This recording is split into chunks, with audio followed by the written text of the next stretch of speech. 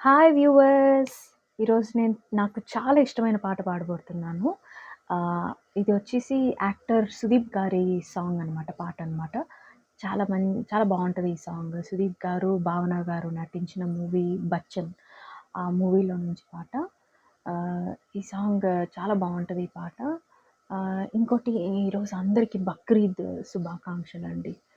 So, ఈ పాట మీకందరికి నచ్చుతుందని నేను అనుకుంటున్నాను. ಸದಾ ನಿನ್ನ ಕಣ್ಣಲ್ಲಿ ನನ್ನ ಬಿಂಬ ಕಾಣಲು ತುದಿಗಾಲಿನಲ್ಲಿ